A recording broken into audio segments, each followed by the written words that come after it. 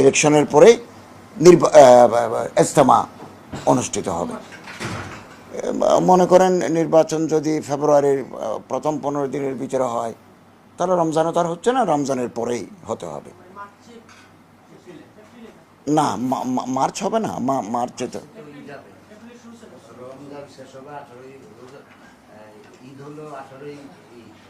না, এটা বসে সিদ্ধান্ত নিতে হবে। তবে ইলেকশনের আগে হচ্ছে না, ইলেকশনের পরে সুবিধাজনক সময়ে তারিখ নির্ধারিত হবে। না, সময় ঠিক হয় নাই, তবে নির্বাচনের আগে হচ্ছে না। ইজতেমাটা উভয় গ্রুপের ইজতেমা নির্বাচনের পরেই অনুষ্ঠিত হবে। এটা বসে তারিখ ঠিক করা হবে। উভয় গ্রুপের এটা সম্মতি আমাদেরকে দিয়েছেন, 3 জন উপদেষ্টার সামনে ওনারা এটা আমাদের কথা দিয়েছেন।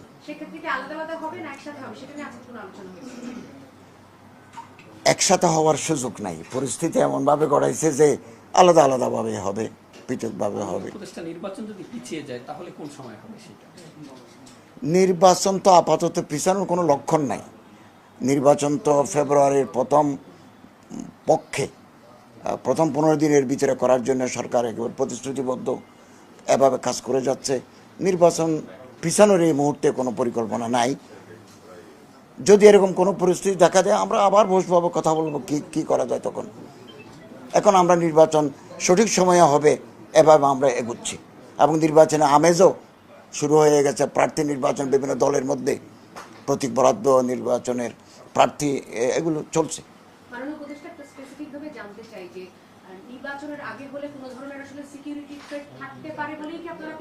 না, আপনি দেখেন, নির্বাচনের আগে অনেক সময় আইনশৃঙ্খলার অবনতি ঘটে, স্পোরাডিক্যালি ঘটে, বিক্ষিপ্তভাবে ঘটে। অ্যালার্ট রাখতে হয়, আলাদা করে আবার ওই আনসার বাহিনী, পুলিশ, অতিরিক্ত পুলিশ লাগে, অতিরিক্ত আনসার লাগে। প্রয়োজনে সরকার যদি মনে করে প্রশাসনের সহযোগিতার জন্য সেনাবাহিনীও তলব করে। তো এর আগে এত বড় একটা সমাবেশ, যেখানে বিদেশি মেহমানরাও থাকবেন, এই ঝুঁকি নেওয়াটা সরকারের জন্য উচিত হবে না মনে করে ওনারাও সেটা বুঝতে পেরেছেন। ওনারা নিজেরাও বলেছেন, মৌলানা সাদ সাহেবের অনুসারীরা বলছেন যে আমরা নিজেরাও চিন্তা করছি যে ইলেকশনের আগে ইজতেমা হওয়াটা খুব বেশি যুক্তিযুক্ত হবে না।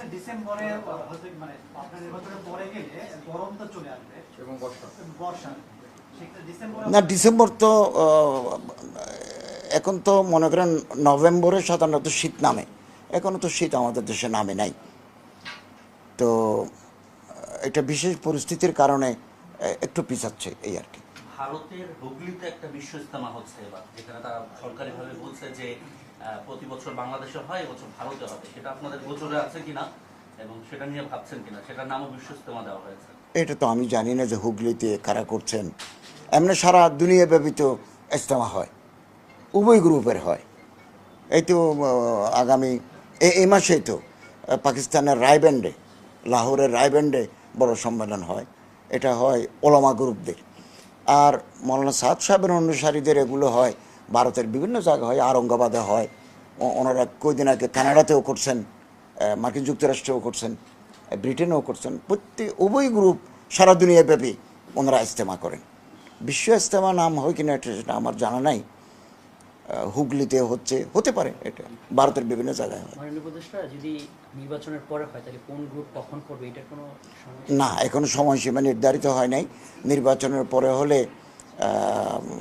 ওনারা বসে আবার আলোচনার মাধ্যমে তারিখ ঠিক করবে।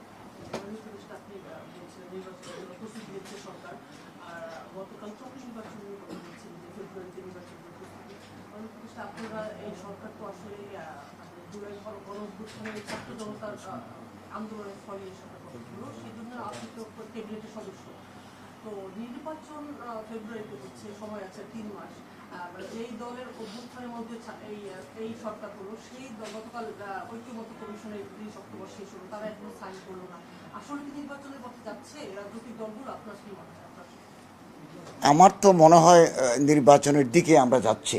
রাজনৈতিক দলের সাথে হাইকমান্ডের সার্বক্ষণিক যোগাযোগ আছে, এবং নির্বাচন আমরা করতে পারবো সুষ্ঠু, নিরপেক্ষ, অবাধ। এ ব্যাপারে আমাদের প্রস্তুতি আছে, রাজনৈতিক দলগুলোর সাথে আলোচনা আছে। আমরা আশা করছি ফেব্রুয়ারিতে নির্বাচন হবে আমাদের প্রত্যাশা। এনসিপি যেই ছাত্র জনতা অভ্যুত্থানের প্রথম দল তারা গতকালকে শেষ পরশুদিন গেল 31 সপ্তাহ ঐক্যমত্য কমিশনের শেষ দিন, তারা কিন্তু সাইন করেনি সনদে। সেক্ষেত্রে আলোচনার মাধ্যমে কি সাইন করে না, কি মেসেজ দেয়? আলোচনা তো অব্যাহত আছে। আলোচনার মাধ্যমে দরজা কিছুক্ষণের জন্য বন্ধ হলেও এটা আবার দরজা খুলতে বেশিক্ষণ সময় লাগবে না। আমাদের নিয়ত যেহেতু সহি, আমাদের নিয়ত যেহেতু পরিশুদ্ধ, অতএব আমরা একটা অবাধ সুষ্ঠু উৎসবমুখর ইলেকশনের দিকে আমরা এগোচ্ছি। স্যার, একটা বিষয় রাজনৈতিক দলগুলোর মধ্যে যে এখন পাল্টাপাল্টি অভিযোগ চলছে, অনেকে বলছে সরকারের সাথে দূরত্ব হয়েছে। একটা কথা শোনা যাচ্ছে যে রাজনৈতিক দলগুলোর সাথে সরকারের দূরত্ব কমাতে লিয়াজু কমিটি একটা হচ্ছে, এই কমিটি আসলে হচ্ছে কিনা, সরকার করছে কিনা? এটা আমার জানা নেই। লিয়াজু কমিটি তো সবসময় থাকে, হতে পারে দূরত্ব। আমি মনে করি যে একটু ভুল বুঝাবুঝি হলেও পরবর্তী সময়ে আলোচনার মাধ্যমে এগুলো নিরসন করা সম্ভব, এবং অতীতেও হয়েছে এরকম। ভুল বোঝাবুঝি হয়েছে আসলে? না না, এরকম কোনো বড় ধরনের কোনো ভুল বুঝাবুঝি হয় নাই। আমাদের সাথে রাজনৈতিক দলগুলোর খুব সুসম্পর্ক আছে।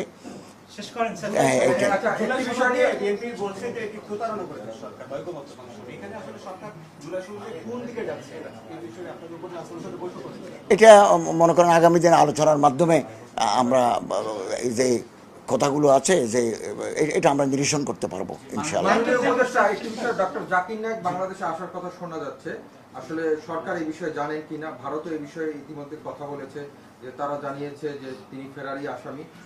বাংলাদেশ সরকার মানে আফগান মন্ত্রণালয় এই বিষয়ে কতটা অবগত, বা আসলে আসছেন কিনা, আসলে মানে বাংলাদেশ সরকার বিষয়টা কিভাবে দেখছে? ডক্টর জাকির নায়েক সাহেবকে যারা আনতে চাচ্ছেন, ওনাদের একটা দল আমার সাথে দেখা করেছেন। আমি ওনাদেরকে বলেছি যে এটা আমার ব্যাপার নয়, এটা পররাষ্ট্র এবং স্বরাষ্ট্রের ব্যাপার, ওনাদের এখতিয়ারে। এবং পররাষ্ট্র উপদেষ্টা আপনারা জানেন ইতিমধ্যে বলেছেন যে তিনি এই ব্যাপারে অবহিত নন।